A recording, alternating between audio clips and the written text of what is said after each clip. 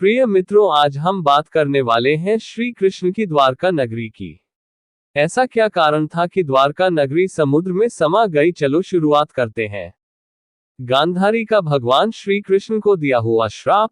जब महाभारत का युद्ध समाप्त हो गया और भगवान श्री कृष्ण पांडवों के साथ हस्तिनापुर की ओर प्रस्थान करने लगे, तब संजय ने गांधारी को बताया कि पांडु पुत्र हस्तिनापुर की ओर आ रहे हैं।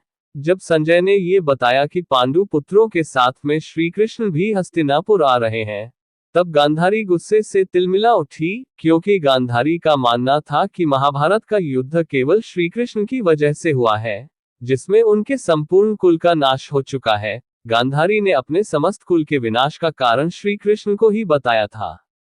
उसके अनुसार यदि श्री कृष्ण चाहते हैं तो युद्ध रुकवा सकते थे, परंतु उन्होंने ऐसा नहीं किया। उन्होंने युद्ध होने दिया जिसमें महाविनाश हो चुका है।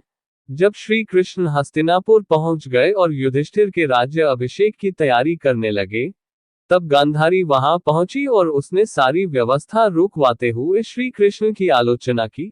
उसी क्षण रोते हुए गांधारी ने श्री कृष्ण को श्राप दिया कि जिस प्रकार से मेरे कुल के सभी मेरे पुत्र आपस में युद्ध करते हुए मारे गए और मेरे कुल का नाश हो गया, उसी प्रकार से हे ग्वाले तुम्हारे कुल का भी नाश हो जाएगा। तुम्हारी नगरी नष्ट हो जाएगी और तुम स्वयं जंगल में किसी शिकारी के हाथों मारे जाओगे।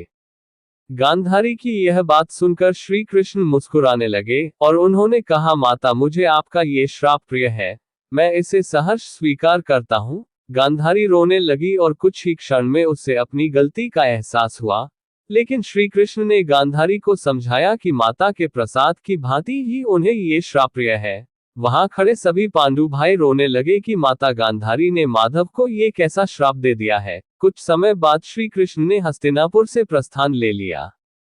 क्या था वास्तविक कारण? शास्त्रों में बताया गया है कि श्री कृष्ण स्वयं मां गांधारी के श्राप के इच्छुक थे, क्योंकि पृथ्वी पर धर्म स्थापना का श्री कृष्ण का उद्देश्य पूरा हो चुका था। उन्हें जल्द ही परमधाम लौटना था। महाभारत के युद्ध में सभी दुष्टों का विनाश हो चुका था। अब केवल वही लोग शेष थे जिनके हृदय में परमात्मा बसता था, और वे स्वयं धर्म की राह पर थे। लेकिन द्वारिका नगरी के लोगों ने महाभारत के युद्ध में भाग नहीं लिया था, जिस कारण से द्वारका में अभी भी वही पुराने रीति रिवाज चल रहे थे। वहां के लोगों में अभी धर्म की स्थापना का कार्य होना बाकी था। इसलिए भगवान श्री कृष्ण ने गांधारी के श्राप के जरिए द्वारिका में धर्म स्थापना का निश्चय किया था। एक कारण ये भी था कि जब एक दिन द्वारका नगरी में कुछ संत जन भ्रमण पर निकले थे, तो वहीं पर श्री कृष्ण का एक पुत्र अपने कुछ मित्रों के साथ अठखेलियां कर रहा था। उसने अपने मित्रों संग मिलकर ऋषियों के साथ मजाक करने की सोची। उसने स्त्री का भेष धारण कर लिया और अपने मित्रों के संग ऋषि के सामने जा प्रकट हुआ। उसने ऋषि से कहा, मुनिवर, मुझे बताए मेरे गर्भ से क्या उत्पन्न होगा। ऋषि ने पाया कि यह युवक उनके साथ उपहास कर रहा है। ऋषि ने उससे कहा कि तुम्हारे गर्भ से एक ऐसा मुंसल उत्पन्न होगा जो तुम्हारे समस्त कुल का नाश कर देगा। किसी की बात सुनकर तुरंत ही उसने क्षमा मांगी, परंतु फिर क्या लाभ। कुछ ही समय में ऐसा हुआ भी। श्री कृष्ण के पुत्र के गर्भ से एक लोहे का मुंसल उत्पन्न हुआ, जो थोड़े समय में अदृश्य हो गया। इसके पश्चात कुछ ही समय में गांधारी के श्राप का असर द्वारका नगरी पर दिखने लगा था। द्वारका में आए दिन अनहोनी घटनाएं घटनी प्रारंभ हो चुकी थी। चूहों की संख्या इतनी ज्यादा बढ़ चुकी थी कि लोगों का जीना मुश्किल हो गया था। लोगों में आपसी द्वेष और झगड़े बढ़ चुके थे। द्वारकावासी तामसिक क्रियाओं में लीन रहने लगे थे। तत्पश्चात भगवान श्री कृष्ण ने अर्जुन को संदेश भिजवाया कि वह उसके नगर के कुछ लोगों को किसी सुरक्षित स्थान पर पहुंचा दें।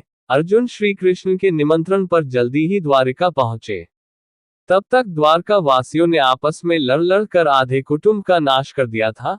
श्री कृष्ण के बेटे प्रद्युम्न की भी मृत्यु हो चुकी थी। भगवान बलराम ने भी अपने प्राण त्याग दिए और श्री कृष्ण किसी वन में जा बैठे, जहां पर एक शिकारी के तीर से उन्होंने भी अपनी देह त्याग दी। अगले ही दिन श्री कृष्ण के पिता वासुदेव ने भी अपनी 3 पत्नियों के साथ देह त्याग दी, जिसके बाद अर्जुन ने उनका अंतिम संस्कार किया। शेष सभी लोगों को अर्जुन अपने साथ इंद्रप्रस्थ ले गए और देखते ही देखते कुछ ही समय में अद्भुत द्वारिका नगरी अर्जुन की आंखों के सामने पानी में डूब गई।